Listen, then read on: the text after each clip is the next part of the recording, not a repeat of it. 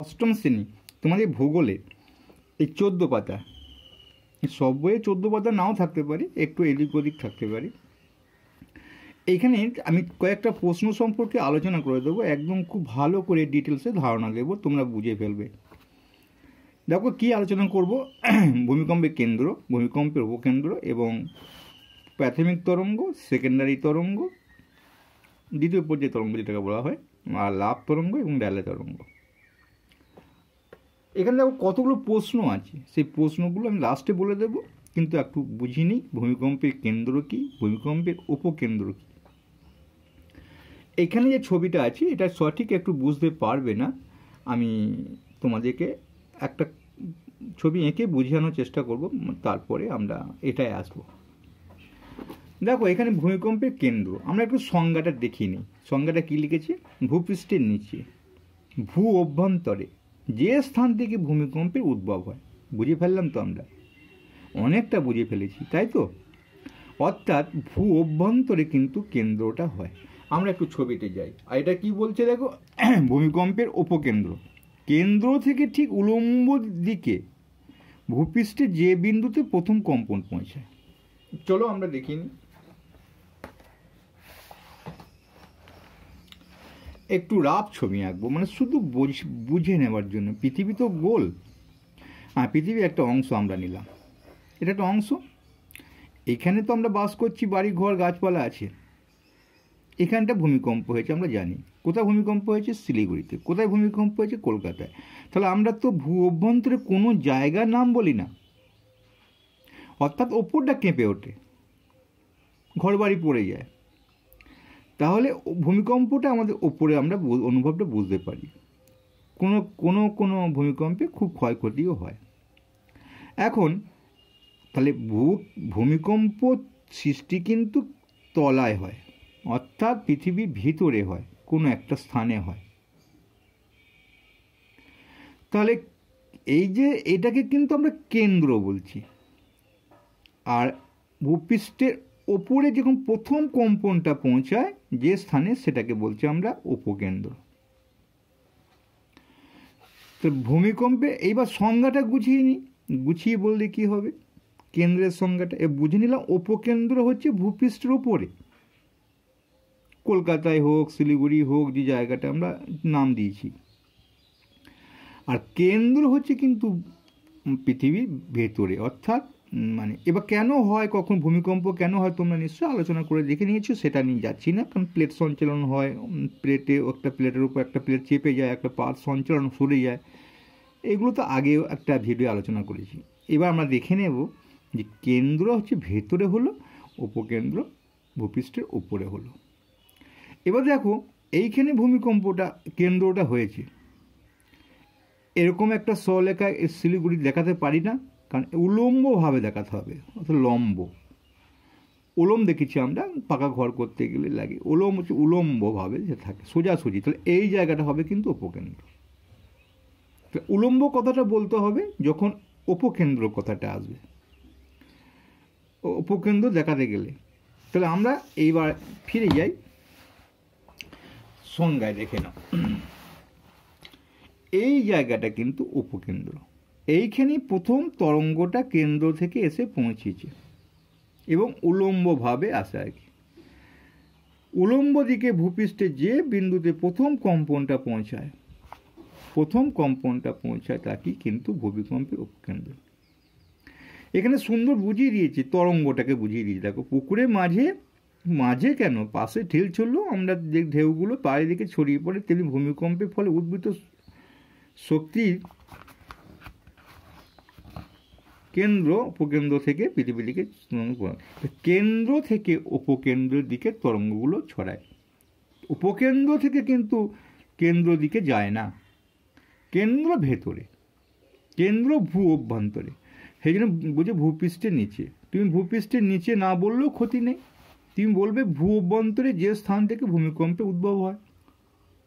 এই ভূপৃষ্ঠের নিচে তো সবাই জানে ভূ অভ্যন্তর থাকে, নয় কি? ভূপৃষ্ঠের নিচে ভূ অভ্যন্তর আমরা দেখতে পাই, বা ভূ অভ্যন্তরে বা ভূগর্ভে যে স্থান থেকে ভূমিকম্পে উদ্ভব হয় তাকে বলা হয় ভূমিকম্প কেন্দ্র। ভেতরে হয়, অভ্যন্তরে হয়।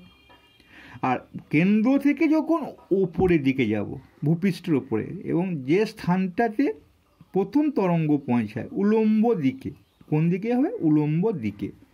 যে বিন্দুতে প্রথম তরঙ্গটা পৌঁছায় সেটা উপকেন্দ্র। তাহলে কলকাতা যখন ভূমিকম্প হয়েছে বলেছি, কিন্তু কলকাতা কেন্দ্র নয়, কলকাতা হয়ে গেল উপকেন্দ্র।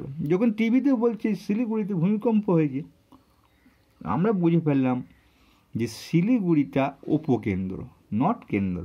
কেন্দ্র খুঁজতে গেলে সেটাকে উলম্বভাবে যেতে হবে। কেন্দ্র খুঁজতে গেলে যে যন্ত্রটা বার করবে সেটা হচ্ছে সিসমোগ্রাফ। সিসমোগ্রাফ বলে দেবে কেন্দ্রটা কোথায়।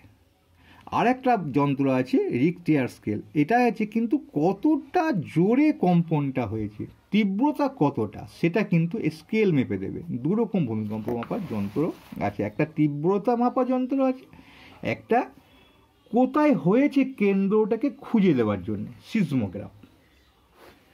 চলো আমরা দেখে নিই তরঙ্গ তিনটে, প্রাইমারি তরঙ্গ, সেকেন্ডারি তরঙ্গ।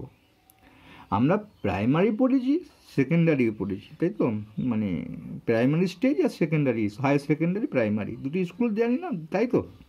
সেরকম আর কি। প্রাইমারি, এই তরঙ্গটা কঠিন তরল গ্যাসীয় পদার্থের মধ্যে দিয়ে যেতে পারে।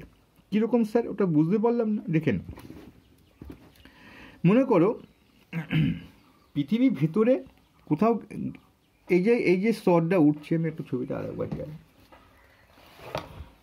পৃথিবী এটা কেন্দ্র, মাঝখানটা হয় কেন্দ্র, পৃথিবীর কেন্দ্র, এটা ভূমিকম্পের কেন্দ্র না। এবার ধরো এখানটাতে গ্যাস আছে, প্রচুর গ্যাস, এই জায়গাটা লাভা গ্যাস, এই জায়গাটা জল আছে, এই জায়গাটা মানে পৃথিবী কঠিন পদার্থ আছে, মানে বুঝতে পারছো? তাহলে প্রাইমারি তরঙ্গটা ঠিক পৌঁছে যাবে, ঠিক ধাপে ধাপে ধাপে ধাপে ধাপে ধাপে সবাইকে অতিক্রম করতে পারবে, জলের ওপর দিয়ে, গ্যাসের ওপর দিয়ে, কঠিনের ওপর দিয়ে। কিন্তু সেকেন্ডারিটা শুধুমাত্র কঠিনের মধ্যে দিয়ে যাবে। ধরো এইখান থেকে যদি গ্যাস শুরু হয় যেতে পারবে না, যদি কঠিন হয় কঠিনটাকে পার করে চলে যাবে তরঙ্গটা। তাহলে তরল এবং গ্যাসীয় পদার্থ যদি যেতে পারে না, সেটা হচ্ছে দ্বিতীয় পর্যায়ের তরঙ্গটা, একটু বয়স্ক আর কি, মানে শুধুমাত্র কঠিনের মধ্যে দিয়ে যায়, সাঁতার জানে না, মানে গ্যাসের মধ্যে যেতে পারে না, এমনি বোঝাবার জন্য বললাম। যাই হোক, তারপর প্রাইমারি তরঙ্গটা ইংরাজিতে প্রাইমারি পি নেওয়া হয় আর সেকেন্ডারি এস নেওয়া হয়। এইবার দেখো ভূপৃষ্ঠের উপকেন্দ্র থেকে ভূপৃষ্ঠ বরাবর দু ধরনের তরঙ্গ হয়। উপকেন্দ্র তো ভূপৃষ্ঠের উপরে হলো, এইখান থেকে মানে ভূপৃষ্ঠ বরাবর দু ধরনের, মানে ভূপৃষ্ঠ সমান্তর বরাবর এগিয়ে যাব, দু ধরনের তরঙ্গ হয়। মানে উপরে এসে তরঙ্গটা কিন্তু এইভাবে ছড়িয়ে পড়ে, ভূপৃষ্ঠের উপরে যেই উপকেন্দ্রে পৌঁছে গেল তরঙ্গটা কিন্তু অন্যভাবে ছড়িয়ে পড়লো। এইটা খুব ডেঞ্জারাস, এটা কিন্তু পৃষ্ঠ তরঙ্গ। এই দুটো আছে, র্যালে আর লাভ। বলবে দুটো, বলে পৃষ্ঠ তরঙ্গের নাম লেখো, তখন বলতে হবে র্যালে এবং লাভ তরঙ্গ।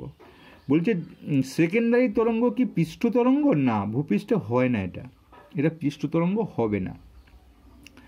তাহলে এরা হচ্ছে পৃষ্ঠে এসে মস্তানি করবে, ভূপৃষ্ঠের ওপরে এসে।